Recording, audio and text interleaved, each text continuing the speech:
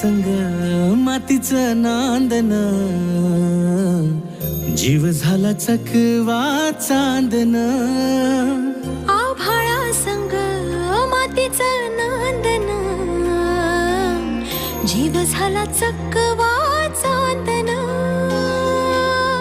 दिवसाच दिसत्यात तार या नभामध्ये, दिवसाच दिसत्यात तार या नभामध्ये. हो जगन हे न्यार झालं जी.